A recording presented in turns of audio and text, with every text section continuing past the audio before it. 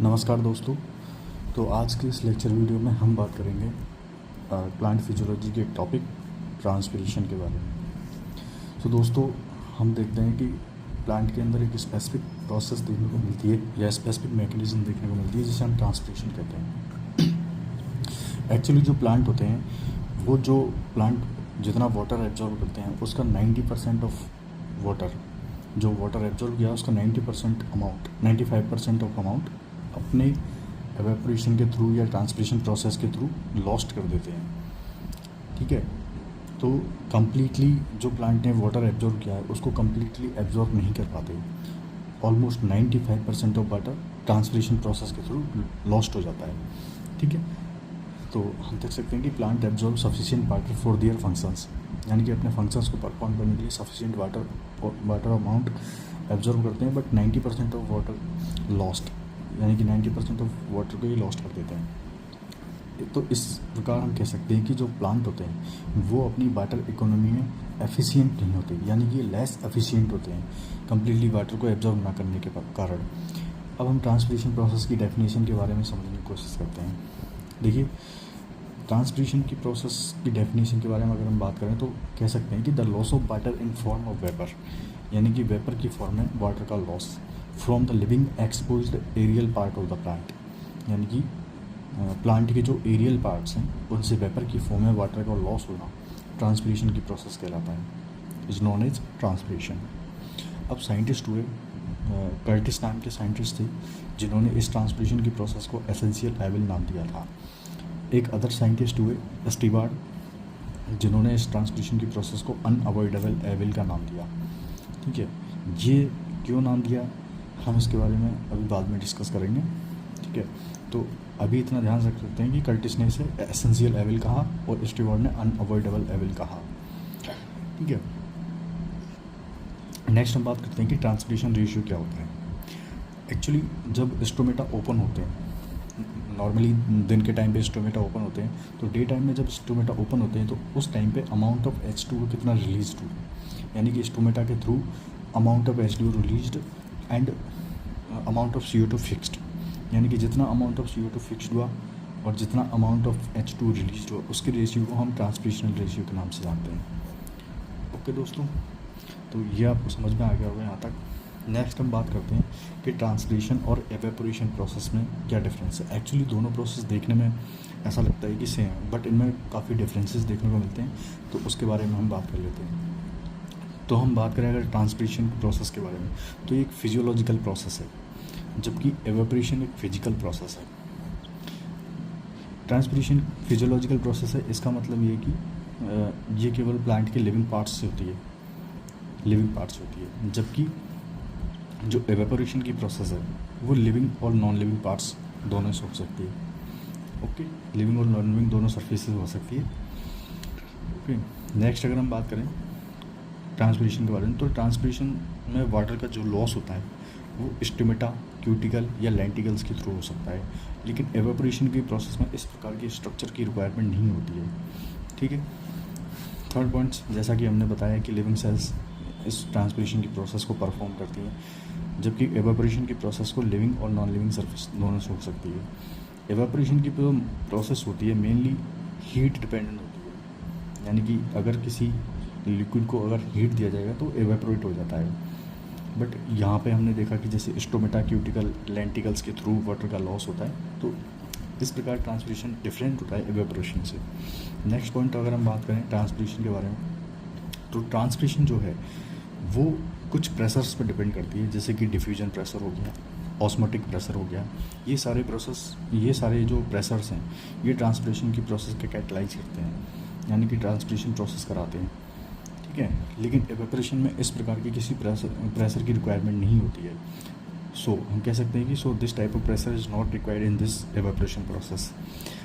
अब हमने जब एवेपोरेशन और ट्रांसपिरेशन के बारे में पढ़ा तो हम इसके आधार पर कह सकते हैं कि ट्रांसपिरेशन जो है वो एक special type of evaporation process है, क्योंकि दोनों में वाटर का लॉस होता है, बट ट्रांसपिरेशन एक special type of evaporation process है। ठीक है, नेक्स्ट हम समझने की कोशिश करते हैं कि आखिर ट्रांसपिरेशन होता कितने टाइप का है। तो हम पढ़ेंगे अब टाइप ऑफ ट्रांसपिरेशन के बारे में। तो मेनली ट्रांसपिरेशन की जो प्रोसेस है वो 3 टाइप्स की होती है। जैसे कि सबसे पहला होता है cuticular transpiration, second is the lenticular transpiration, और third is stomatal. Main transpiration जो प्रोसेस होती है वो स्टोमेटल ट्रांसपिरेशन होती है। एक एक करके इनके बारे में डिस्कस करने की कोशिश करते हैं। चलिए, तो सबसे पहले हम बात करते हैं क्यूटिकुलर ट्रांसपिरेशन के बारे में। सो क्यूटिकुलर ट्रांसपिरेशन जो होता है वो प्लांट्स का ऑलमोस्ट 3 to 9% होता है। 3 to 9% of transpiration cuticular transpiration के थ्रू होता है, और मेनली ये हर्बेशियस प्लांट के अंदर देखने को मिलता है। यानी कि cuticular transpiration found in herbaceous plants. जहाँ पर क्यूटिकल एब्सेंट होती है उन प्लेसेस से ये ट्रांसपिरेशन प्रोसेस टेक प्लेस लेती है, यानी कि उन जगह से क्यूटिकुलर ट्रांसपिरेशन प्रोसेस होती है। नेक्स्ट जो ट्रांसपिरेशन प्रोसेस है वो उसे बोलते हैं लेंटिकुलर ट्रांसपिरेशन। आपने देखा होगा कि प्लांट्स के अंदर कुछ, प्लांट के स्टेम पे और फ्रूट्स के अंदर, स्टेम या फ्रूट्स के अंदर कुछ छोटे छोटे पोर्स मिलते हैं जिनको हम लेंटिकल्स कहते हैं। इन लेंटिकल्स के थ्रू भी ऑलमोस्ट 1% ऑफ ट्रांसपिरेशन की प्रोसेस होती है। तो हम कह सकते हैं कि जो लेंटिकुलर ट्रांसपिरेशन है वो ट्रांसपिरेशन की प्रोसेस में ओनली 1% पार्टिसिपेट करता है। नेक्स्ट जो मेन इंपॉर्टेंट ट्रांसपिरेशन की प्रोसेस आती है उसे हम कहते हैं स्टोमेटल ट्रांसपिरेशन प्रोसेस। ये ट्रांसपिरेशन प्रोसेस स्टोमेटा के थ्रू होता है, मेनली स्टोमेटा के थ्रू होता है, इसलिए हम इसे स्टोमेटल ट्रांसपिरेशन बोलते हैं। और जो ये स्टोमेटा लीव्स पर मिलते हैं तो उनके थ्रू जो ट्रांसपिरेशन होता है उसे हम स्टोमेटल ट्रांसपिरेशन बोलते हैं। और प्लांट का लगभग 80 to 90% ऑफ ट्रांसपिरेशन इसी स्टोमेटा के थ्रू होता है, यानी कि स्टोमेटल ट्रांसपिरेशन के थ्रू होता है। ठीक है, लीव्स में देखने को मिलता है स्टोमेटल ट्रांसपिरेशन, तो इसे हम स्टोमेटल ट्रांसपिरेशन कहते हैं। ठीक है, अब स्टोमेटा आखिर जो ट्रांसपिरेशन की प्रोसेस हो रही है वो स्टोमेटा के थ्रू हो रही है, तो हमें समझने की कोशिश करना पड़ेगा कि आखिर स्टोमेटा की स्ट्रक्चर क्या होती है। तो इसमें हम स्टोमेटा की स्ट्रक्चर के बारे में समझने की कोशिश करते हैं। तो हम देखते हैं कि स्टोमेटल जो एपरेटस है हमारा उस स्टोमेटल एपरेटस के 3 पार्ट्स होते हैं। सबसे पहला guard cells, next stomatal cavity, और नेक्स्ट सब्सिडरी सेल्स। ये तीनों पार्ट्स मिलकर स्टोमेटल एपरेटस बनाते हैं। जैसा कि हम डायग्राम में देख सकते हैं कि ये जो हमारा पार्ट्स है, ये जो पार्ट है इसको हम बोलते हैं गार्ड सेल्स। ओके, तो एक स्टोमेटा में 2 गार्ड सेल्स देखने को मिलती हैं। ठीक है, और इन गार्ड सेल्स के अंदर जो ये स्ट्रक्चर्स बनी हुई हैं ये क्लोरोप्लास्ट प्रेजेंट है। ओके, ये गार्ड सेल्स हो गए अपने, और ये क्लोरोप्लास्ट हो गए, क्लोरोप्लास्ट। ठीक है, और इन्हीं गार्ड सेल्स के ऊपर कुछ सेलुलोज की थिकनिंग देखने को मिलती है। ओके, सेलुलोज की थिकनिंग देखने को मिलती है। ये जो गार्ड सेल्स होती हैं, इन गार्ड सेल्स की इनर जो साइड होती है वो थोड़ी थिक होती है, यानी कि थिक इनर कॉन्केव साइड होती है, जबकि आउटर जो साइड होती है वो थिन आउटर कॉन्वेक्स साइड होती है। ओके, इन गार्ड सेल्स के थ्रू ही स्टोमेटल कैविटी का फॉर्मेशन होता है, जैसा कि हम यहाँ देख सकते हैं कि इसे हम स्टोमेटल कैविटी कहते हैं। गार्ड सेल्स के पेरीफेरी की तरफ सब्सिडरी सेल्स प्रेजेंट होती हैं। गार्ड सेल्स के चारों तरफ ये सब्सिडरी सेल्स प्रेजेंट हैं। ठीक है, इस तरह से स्टोमेटल एपरेटस के 3 पार्ट्स होते हैं, guard cells, stomatal cavity, subsidiary cells, और ये मिलकर स्टोमेटल एपरेटस का फॉर्मेशन करते हैं। जैसे मोनोकॉट के अंदर अगर हम स्टोमेटा देखते हैं तो डंबल शेप्ड स्टोमेटा मिलते हैं, और डाइकॉट के अंदर अगर हम बात करें तो वहाँ किडनी शेप्ड स्टोमेटा मिलते हैं। नेक्स्ट हम समझने की कोशिश करते हैं कि आखिर स्टोमेटल इंडेक्स क्या होता है। देखिए, हम सपोज करके चलते हैं, मान लीजिए ये हमारी लीफ है और ये लीफ की एपिडर्मिस है। इस एपिडर्मिस पर स्टोमेटा प्रेजेंट है, इस तरह से स्टोमेटा प्रेजेंट है। ठीक है, अब अगर हम किसी लीफ के एक स्पेसिफिक एरिया के बारे में बात करें तो उस स्पेसिफिक एरिया में हम कह सकते हैं कि the percentage of stomata relative to the total number of epidermal cell, यानी कि इस स्पेसिफिक एरिया में percentage of stomata relative to the total number of epidermal cell, यानी कि इस एरिया में कितनी एपिडर्मल सेल है और कितने स्टोमेटा का परसेंटेज है, उस रेशियो को हम स्टोमेटल इंडेक्स के नाम से जानते हैं इन अ गिवन एरिया। ठीक है, the percentage of stomata relative to the total number of epidermal cell in a given area of the plant leaf. ठीक है, तो स्टोमेटल इंडेक्स के बारे में एक फॉर्मूला होता है SI = S/S + E × 100। जहाँ एस आई डिनोट करता है स्टोमेटल इंडेक्स को और एस स्टोमेटा को ई डिनोट करता है प्रति इकाई क्षेत्रफल एपिडर्मल सेल, यानी कि प्रति इकाई क्षेत्रफल में कितनी एपिडर्मल सेल प्रेजेंट है। ठीक है, अब हम देखते हैं कि जब ट्रांसलेशन की प्रोसेस कैटलाइज की जाती है, ट्रांसलेशन की प्रोसेस होती है, उस टाइम पर स्टोमेटा का ओपनिंग और क्लोजनिंग देखने को मिलती है। तो इस ओपनिंग और क्लोजनिंग में क्या क्या प्रोसेस होती हैं और कौन कौन सी थ्योरीज ओपनिंग और स्टोमेटा की ओपनिंग के लिए दी गई हैं, स्टोमेटा के मूवमेंट के लिए दी गई हैं, उन थ्योरीज़ के बारे में अब हम डिस्कस करेंगे आगे। तो मेनली इसके बारे में 5 थ्योरीज देखने को मिलती हैं। सबसे पहली है photosynthesis theory in guard cells, second is the sugar starch interconversion theory, third is pH theory, and चौथी थ्योरी है स्टीवार्ड थ्योरी, और पांचवी थ्योरी है एक्टिव पोटेशियम ट्रांसपोर्ट थ्योरी। एक एक करके इन थ्योरीज़ के बारे में हम डिस्कस करने की कोशिश करते हैं। तो सबसे पहले हम बात करेंगे फोटोसिंथेसिस थ्योरी इन गार्ड सेल्स। ये फोटोसिंथेसिस थ्योरी जो गार्ड सेल्स के अंदर है, ये मोल्स के द्वारा दी गई थी। मोल्स ने इस थ्योरी के बारे में दिया था। जैसा कि हमने लास्ट डायग्राम में देखा था कि गार्ड सेल्स के अंदर इस तरह से गार्ड सेल्स हैं, तो इन गार्ड सेल्स के अंदर छोटे छोटे क्लोरोप्लास्ट यानी कि क्लोरोप्लास्ट प्रेजेंट होते हैं इन गार्ड सेल्स के अंदर। तो वहाँ क्लोरोप्लास्ट प्रेजेंट है तो फोटोसिंथेसिस की प्रोसेस होती है। तो हम इसको 2 पॉइंट्स में समझने की कोशिश करते हैं, लाइट के टाइम पे और नाइट के टाइम पे। एक्चुअली लाइट जब होती है तो उस टाइम पे प्लांट फोटोसिंथेसिस करते हैं और शुगर का फॉर्मेशन करते हैं, यानी कि फूड बनाते हैं। इस शुगर के कारण जो फोटोसिंथेसिस के कारण जो शुगर बनती है, उसके कारण क्या होता है कि सोल्यूट पोटेंशियल इंक्रीज हो जाता है, यानी कि सोल्यूट पोटेंशियल बढ़ जाता है। और अगर सोल्यूट पोटेंशियल बढ़ जाएगा तो हम जानते हैं कि वाटर सोल्यूट पोटेंशियल बढ़ेगा तो वाटर गार्ड सेल्स के अंदर एंट्री कर जाता है, यानी कि and water enter into the stomata from subsidiary cell to guard cells, यानी कि वाटर गार्ड सेल्स के अंदर सब्सिडियरी सेल से इंटर कर जाता है और गार्ड सेल्स टर्जिड हो जाती है, जिससे स्टोमेटा ओपन हो जाता है। ठीक है, ये प्रोसेस देखने को मिलती है लाइट के टाइम पे। बट नाइट के टाइम पे क्या होता है कि फोटोसिंथेसिस की प्रोसेस नहीं होती है। ये तो हम सभी जानते हैं कि नाइट के टाइम पे फोटोसिंथेसिस नहीं होता है। तो उस टाइम पे क्या होता है कि फोटोसिंथेसिस नहीं होगी तो शुगर का फॉर्मेशन नहीं होता है, ऐसा मोल्स ने बताया। तो उस टाइम पे क्या होता है कि सोल्यूट पोटेंशियल डिक्रीज हो जाता है, और सोल्यूट पोटेंशियल डिक्रीज हो जाता है तो एक्जोस्मोसिस की प्रोसेस होना स्टार्ट हो जाती है। एक्जोस्मोसिस होने की वजह से स्टोमेटा क्लोज हो जाते हैं। तो ये नाइट में देखने को मिलता है हमें। इस थ्योरी के बारे में मोल्स ने बताया था, जिसे हम फोटोसिंथेसिस थ्योरी इन गार्ड सेल्स के नाम से जानते हैं। नेक्स्ट जो हम थ्योरी के बारे में बात करते हैं वो है sugar starch interconversion theory.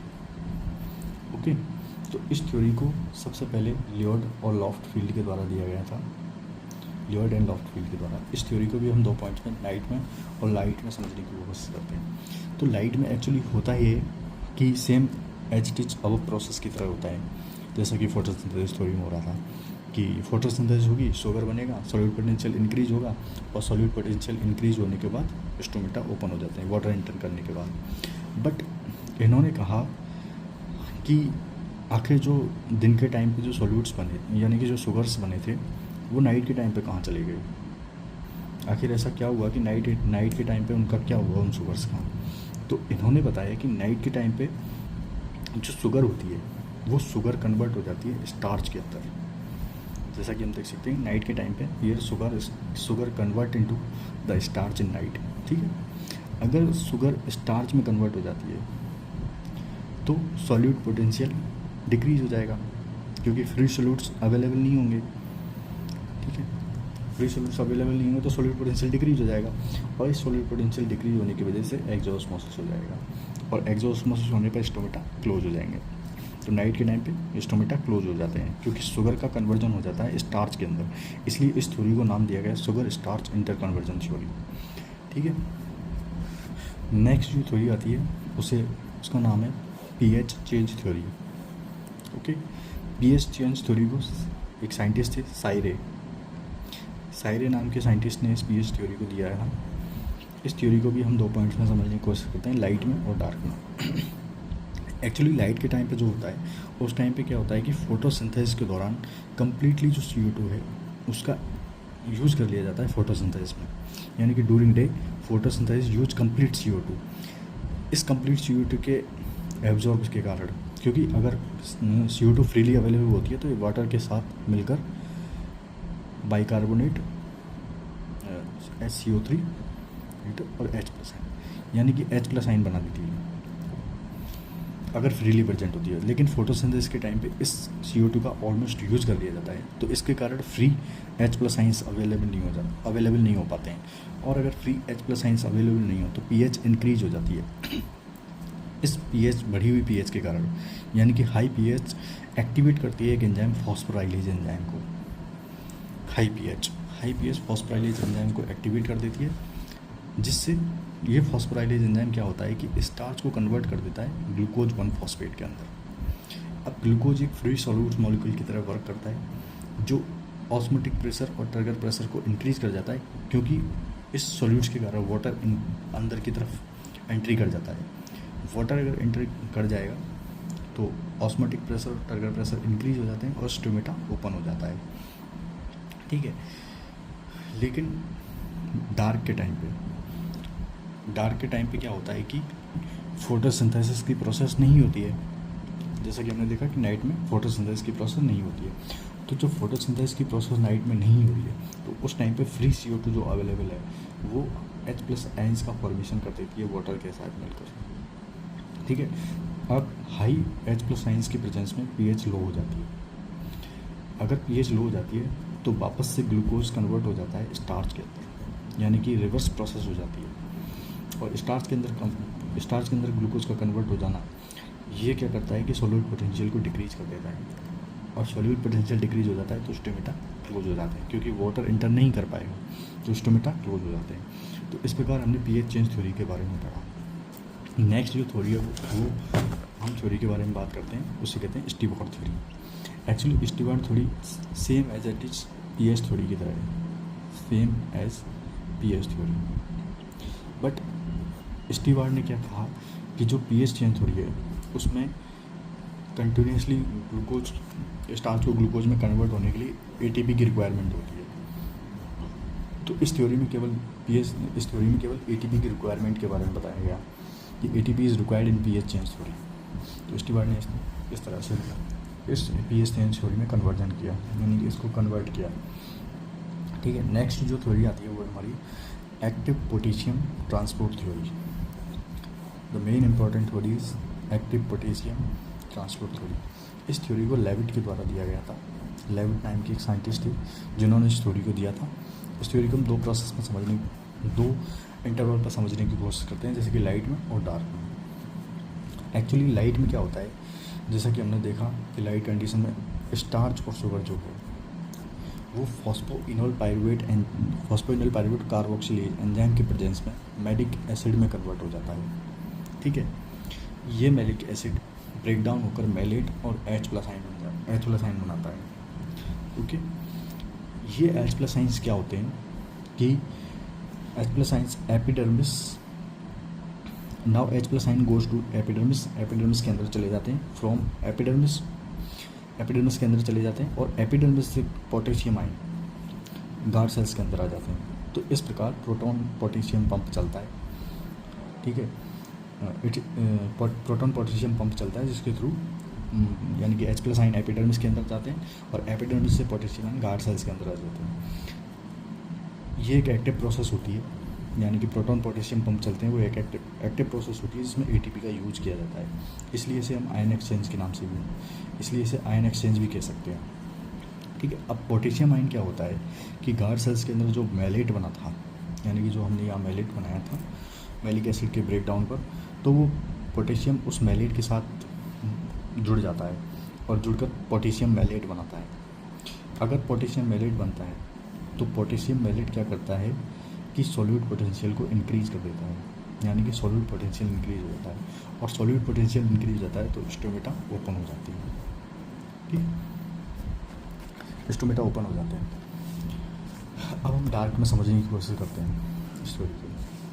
Actually CO2 जब इंक्रीज होती है तो CO2 की बढ़ी हुई अमाउंट और प्लांट के अंदर प्रेजेंट एब्सिसिक एसिड हार्मोन ये क्या करता है कि abscisic acid hormone permeability, guard cells की जो परमेबिलिटी है उसको चेंज कर देता है। यानी कि एब्सिसिक एसिड हार्मोन ये सिग्नलिंग चलती है, सिग्नलिंग से ये कैल्शियमाइन को एक्टिवेट करता है। कैल्शियमाइन गार्ड सेल्स के न्यूक्लियस के अंदर जाकर सिग्नलिंग प्रोसेस को कैटलाइज करते हैं, और इससे क्या होता है कि गार्ड सेल्स की परमेबिलिटी में चेंज आ जाता है।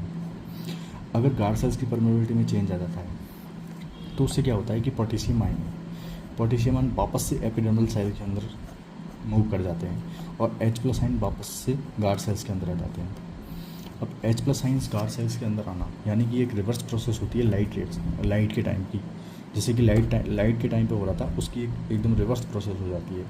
सो pH, अगर H+ आयन्स वापस आ जाते हैं गार्ड सेल्स के अंदर तो pH लो हो जाती है, और लो pH पर हमने देखा कि शुगर वापस से स्टार्च में कन्वर्ट हो जाता है और सॉलिड पोटेंशियल डिक्रीज कर जाता है। सॉलिड पोटेंशियल डिक्रीज कर जाता है तो स्टोमेटा क्लोज हो जाते हैं। ठीक है, इस प्रकार हमने समझने की कोशिश की एक्टिव पोटेशियम ट्रांसपोर्ट थ्योरी के बारे में कि लाइट में और डार्क कंडीशन में क्या क्या कंडीशन होती हैं। नेक्स्ट हम समझने की कोशिश करते हैं कि जो मरुद्भिद जो प्लांट होते हैं उनके अंदर स्टोमेटा की जो रेगुलेशन है वो कैसे कंप्लीट होता है। यानी कि सक्युलेंट प्लांट के अंदर जैसे कि ओपनसिया, एलोए, कैलेंचोए, अगर येम प्लांट के बारे में बात करें तो इनके अंदर क्या होता है कि स्कोटोएक्टिव स्टोमेटा प्रेजेंट होते हैं। यानी कि ऐसे स्टोमेटा जो केवल नाइट के टाइम पर ओपन होते हैं। तो इनके जो स्टोमेटा का रेगुलेशन है वो जॉइंट रहता है कैम साइकिल के साथ कैम साइकिल के साथ रेगुलेट होता है। तो इसे हम नाइट में समझने की कोशिश करते हैं कि डार्क में क्या कंडीशंस होती हैं। तो डार्क के टाइम पे क्या होता है कि जो प्लांट के अंदर कार्बोहाइड्रेट, शुगर्स वगैरह प्रेजेंट है तो उनका क्या है कि नाइट के टाइम पे इनकम्प्लीट ऑक्सीडेशन होता है। इस इनकम्प्लीट ऑक्सीडेशन के कारण क्या होता है कि कार्बोनिक एसिड्स का फॉर्मेशन होता है, और ये कार्बोनिक एसिड्स CO2 को भी अपने साथ जॉइंट करके रखते हैं। CO2 को अपने साथ जॉइंट करके रखते हैं, जिसके कारण क्या होता है कि ये कार्बनिक एसिड सॉल्यूट पोटेंशियल को इंक्रीज कर देते हैं और स्टोमेटा को ओपन करके रखते हैं। लेकिन लाइट के टाइम पे क्या होता है कि इन कार्बनिक एसिड्स का कम्प्लीटली ऑक्सीडेशन हो जाता है, यानी कि कम्प्लीटली ऑक्सीडेशन हो जाता है और ये CO2 को रिलीज़ कर देते हैं, जिससे फोटोसिंथेसिस में यूज़ कर लिया जाता है। ठीक है, अब कार्बनिक एसिड्स की डेफिशिएंसी के कारण, ड्यू टू डेफिशिएंसी ऑफ कार्बनिक एसिड की डेफिशिएंसी के कारण स्टोमेटा दिन के टाइम पर क्लोज रहते हैं। तो ये रेगुलेशन देखने को मिलता है कैम साइकिल के थ्रू। जो मरुद्भिद प्लांट है यानी कि सक्युलेंट प्लांट है उनके अंदर इस प्रकार का रेगुलेशन देखने को मिलता है। नेक्स्ट हम बात करते हैं कि ट्रांसलेशन की प्रोसेस को अफेक्ट करने वाले कारक कौन कौन से हैं, यानी कि कौन कौन से फैक्टर हैं जो स्टोमेटा की मूवमेंट को अफेक्ट करते हैं। ठीक है, और मतलब समझ सकते हैं कि अगर वो स्टोमेटा की मूवमेंट को अफेक्ट कर रहे हैं तो ट्रांसलेशन की प्रोसेस को ऑब्वियसली इफेक्ट करेंगे। ठीक है, तो सबसे पहला फैक्टर आता है लाइट के सेंस में अगर हम देखें तो ऐसा देखा गया है कि जो ब्लू लाइट है वो स्टोमेटा की ओपनिंग और क्लोजिंग पर सबसे ज़्यादा इफेक्ट डालती है। यानी कि स्टोमेटा की ओपनिंग क्लोजिंग के लिए ब्लू लाइट मोर रेस्पॉन्सिबल होती है देन ग्रीन लाइट, और green light is more responsible than the red light. तो इस प्रकार ये सीक्वेंस देखने को मिलता है लाइट का स्टोमेटा की रेगुलेशन में। नेक्स्ट जो फैक्टर आता है वो है टेम्परेचर क्या करता है कि स्टोमेटा की ओपनिंग को एक स्पेसिफिक टेम्परेचर पर प्रमोट करता है, यानी कि स्पेसिफिक टेम्परेचर पर स्टोमेटा की ओपनिंग को प्रमोट करता है। थर्ड फैक्टर आता है ह्यूमिडिटी में क्या होता है कि जब हाई ह्यूमिडिटी होती है तो स्टोमेटा हाई ह्यूमिडिटी में लंबे टाइम तक ओपन रहते हैं, क्योंकि हाई ह्यूमिडिटी की प्रेजेंस में ट्रांसपिरेशन की प्रोसेस कम होती है, यानी कि वाटर का लॉस कम हो पाता है। तो ये एक मेन फैक्टर है ह्यूमिडिटी जो स्टोमेटा के मूवमेंट को अफेक्ट करता है। ठीक है, नेक्स्ट पॉइंट आता है CO2। नेक्स्ट फैक्टर जो अफेक्ट करता है वो CO2। लो CO2 क्या करता है कि प्रमोट करता है स्टोमेटा की ओपनिंग को, यानी कि लो CO2 स्टोमेटा की ओपनिंग को प्रमोट करता है। इसी प्रकार ऑक्सीजन एक फैक्टर है। ऑक्सीजन का लो होना ये भी स्टोमेटा की क्लोजनिंग को प्रमोट करता है, यानी ऑक्सीजन का लो होना स्टोमेटा की क्लोजनिंग को प्रमोट करता है। अब हम पढ़ने की कोशिश करते हैं कि ट्रांसपिरेशन के एडवांटेज क्या है। ठीक है, ट्रांसपिरेशन के एडवांटेज क्या है। तो सबसे पहला एडवांटेज है कि ट्रांसपिरेशन एसेंट ऑफसेट में मेन इंपॉर्टेंट रोल प्ले करता है। एक्सेस वाटर को रिमूव कराता है, यानी कि ट्रांसपिरेशन की प्रोसेस के थ्रू एक्सेस वाटर जो प्लांट के अंदर प्रेजेंट है वो रिमूव किया जा सकता है। ये जो लीव्स हैं, प्लांट के अंदर जो लीफ है उनके टेम्परेचर को 10 degree Celsius to 12 degree Celsius तक कम कर देता है, यानी कि कूल डाउन करके रखता है। ग्रोथ एंड डेवलपमेंट पर मेन इफेक्ट होता है इसका, ट्रांसपिरेशन का। इसके अलावा एब्जॉर्प्शन और डिस्ट्रीब्यूशन ऑफ मिनरल्स, यानी कि मिनरल्स के एब्जॉर्बिशन और डिस्ट्रीब्यूशन पर भी इसका मेन इफेक्ट होता है। ठीक है, तो नेक्स्ट इसके डिसएडवांटेज क्या है? डिसएडवांटेज ये है कि इसके कारण, ट्रांसपिरेशन की प्रोसेस के कारण ग्रोथ और यील्ड में रिड्यूस देखने को मिलता है, यानी कि कमी देखने को मिलती है। इस ट्रांसपिरेशन की प्रोसेस के कारण प्रोटीन का ब्रेकडाउन हो जाता है, और कुछ प्लांट एक्सेस अमाउंट में ट्रांसपिरेशन होने के कारण डेसिकेट हो जाते हैं और विल्टिंग देखने को मिलती है, और मेटाबॉलिज्म में भी फॉल देखने को मिलता है। इस ट्रांसपिरेशन के कारण मेटाबॉलिज्म की प्रोसेस भी कम हो जाती है। ठीक है, अब कुछ एंटी ट्रांसपेरेंट कंपाउंड हैं जो अभी बनाए गए हैं, जो कि ट्रांसपिरेशन की प्रोसेस को कम कर देते हैं। हालांकि अभी मार्केट्स में नहीं आए हैं, बट फिर भी कुछ ऐसे कंपाउंड्स हैं जो ट्रांसपिरेशन को कम करते हैं, जैसे कि फिनाइल मर्क्यूरिक एसीटेट और हेक्साडेकेनोल। ये कुछ ऐसे एंटी ट्रांसपेरेंट हैं जो ट्रांसपिरेशन की प्रोसेस को कम करते हैं। सो थैंक यू दोस्तों, आज के इस लेक्चर में हमने ट्रांसपिरेशन के बारे में पढ़ा। नेक्स्ट टॉपिक में हम किसी और टॉपिक्स के बारे में पढ़ेंगे नेक्स्ट लेक्चर में। सो इस वीडियो को लाइक करें। Thank you so much.